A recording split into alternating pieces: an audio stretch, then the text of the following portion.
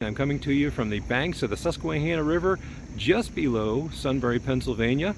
And you can probably see the insect that's crawling on my glasses. But behind me, the vegetation, something that we're all used to, those of us who kayak or fish or work on waterways, we're used to going through vegetation. And with that vegetation comes the potential of coming in contact with ticks and the concern of tick-borne illnesses.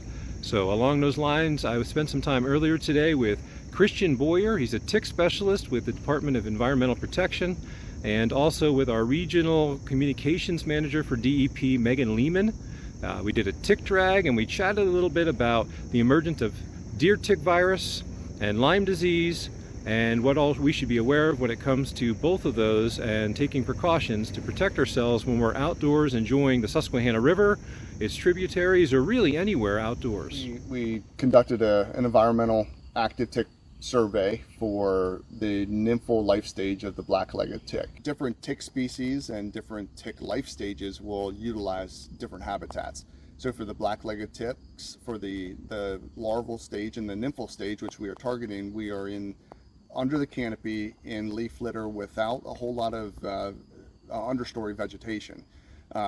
Ticks are very sensitive to drying out, so we target an area where they're going to be low to the ground, and so that's why we're right on top of the leaf litter. That's where they quest. The adults later on in the fall, they are less sensitive to drying out, so they are primarily on the edge habitat, and they will quest a little bit higher. They have a hook on the end of each one of their legs, and especially on their forelegs, and it's very easy for them to latch on. If they're looking to find a host, that's their only means to latch onto their host.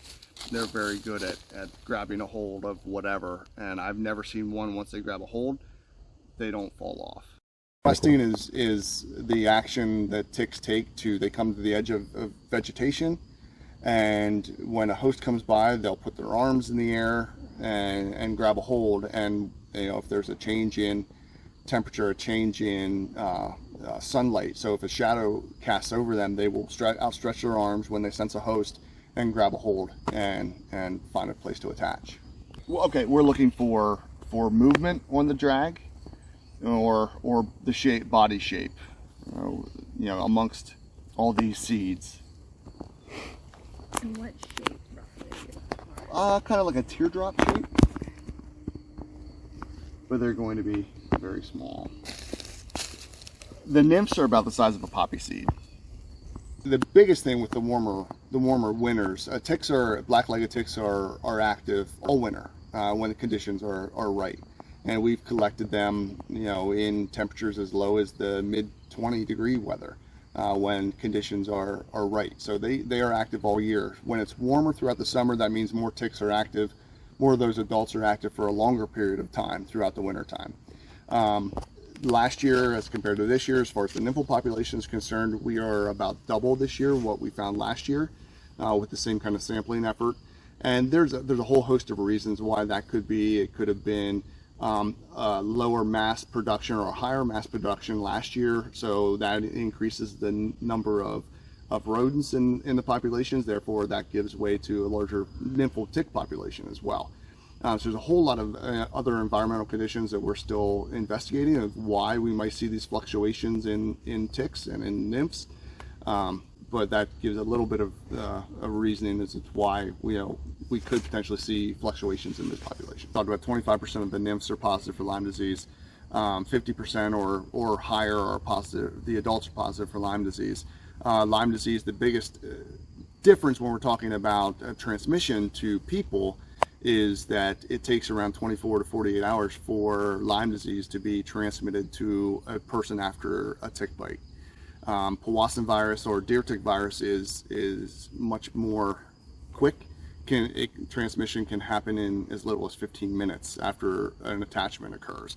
And that's just due to the biology of a virus and the bacteria and the biology of the tick. As far as symptoms go for deer tick virus, people can be asymptomatic. However, 78% of people who contract deer tick virus or Powassan virus can end up with severe neuroinvasive disease, and 10 to 12% of those people end in fatality.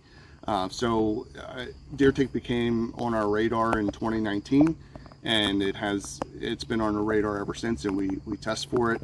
The statewide average for infection rate is around 1.5%, so it's not very prevalent. However, we have defined hotspots, what we consider hotspots for deer tick virus activity, and those have changed. A few years ago, we had hotspots in Clearfield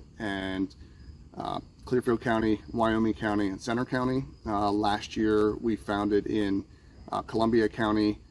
Beaver County was one of our hotspots. So it has been fluctuating.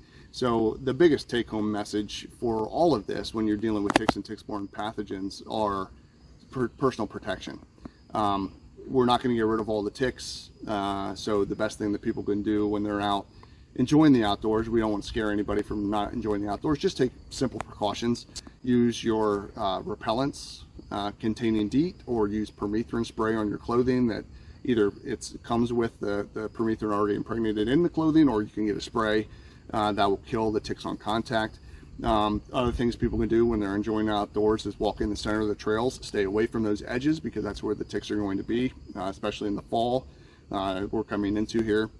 Tuck your pants into your socks, your shirt into your pants to create a barrier so those ticks don't have direct access to your skin. And then when returning home, tick checks are imperative for personal protection on yourself, as also your other family members and your pets as well. Because if Fluffy jumps in bed with you at night and ticks are on Fluffy, they can crawl right off of her and get right on you. Put your clothes in the dryer when you return home from the field on high heat. That'll kill the ticks because they're so sensitive to drying out. Just washing them will not kill the ticks, so put them in the dryer. Also take a shower when you get home. That will take care of any ticks that might still be crawling on you. That'll wash them away. So, okay. But tick checks are about the best thing that you can do. We target the black-legged tick. However, we have our pulse on all ticks and all tick species in the state and how they are expanding their range. We just identified the Asian longhorn tick in Pennsylvania in 2019, and that has spread to 24 counties now in a very short period of time. We've just identified one in Monroe County. That's our farthest north in the state where we have this tick.